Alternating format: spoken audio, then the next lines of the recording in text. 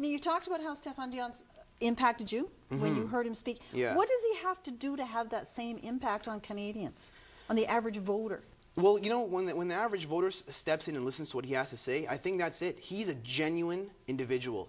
There's nothing going on in that guy's head besides, a genuine a will for something good to happen for this country. Okay, he was the environment minister.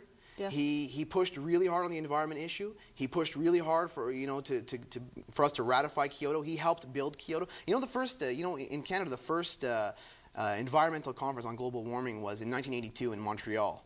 Okay, so we've always been a leader, and Stéphane Dion realizes that, and he wants to push that forward. He wants, and Canadians, as soon as they realize that he's the man, he's the one to push the global warming issue, and he has to put forth a concrete plan to do something about it.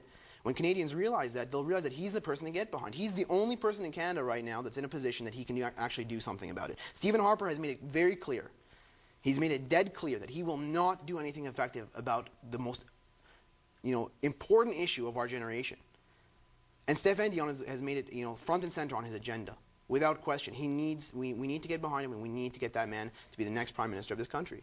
Now, you've talked about global warming. You mentioned that it is the number one issue. Is it the number one issue with voters? Do you think voters are becoming more environmentally aware? Are they concerned about global warming?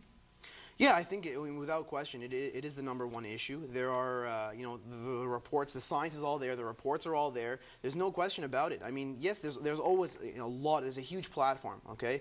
Another huge issue that, in all honesty, I was not entirely, in tune with was the poverty in York Region. I had no idea, and that's something that's really come to my attention now.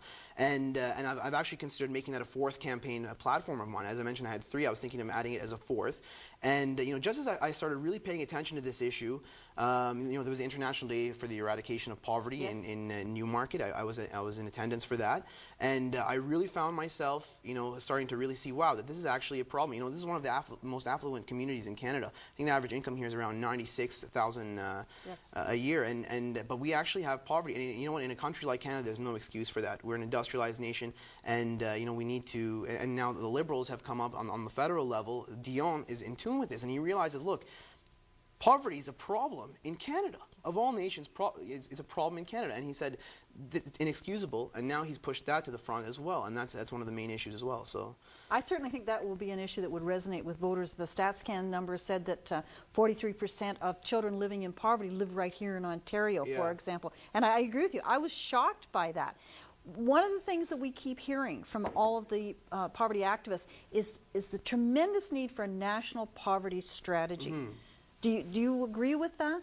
Yeah, I mean, I think that across the board, it's the situation is going to be the same here as in other places. Every province cannot have their own way of dealing with it. I mean, a poor person here is the same as a poor person in Alberta, and I think one of the strong Liberal platform is a strong central government. We need to have one government that takes care of us.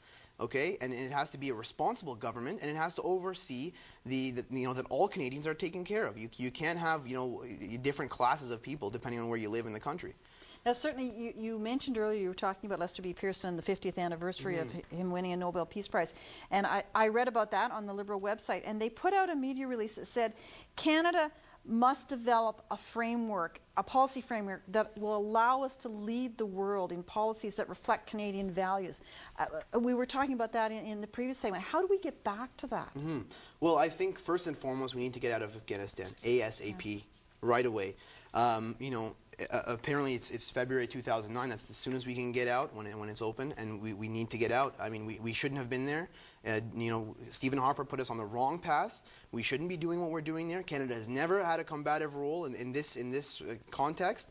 I have no problem with us doing what we've traditionally done, the humanitarian. We should be there building schools. We should be sending engineers to get clean water pumping, things like that. But we do not need to be there firing bullets if we don't have to. And that's a perfect example. Step one is we need to pledge to never do something like that again, go into a situation like that again. And then step two is to kind of beef up our presence in the United Nations.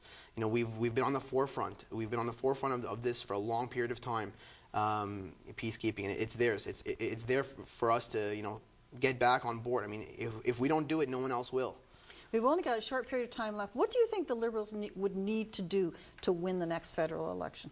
As I mentioned, get behind Stéphane Dion. We need to get the word out about what he believes in, to show the average Canadian that he's in step with what they believe in. He's there for their best interest. He knows what the Canadian ideals are. Okay, he's there. He's a strong individual. We need to get behind Stéphane Dion. We need to make him the next Prime Minister of Canada, without question. The global warming issue is #1, and he's made that #1 on his campaign.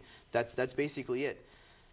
I agree with you. I think that the global warming issue and environmental issues in general will be huge for voters in the next election.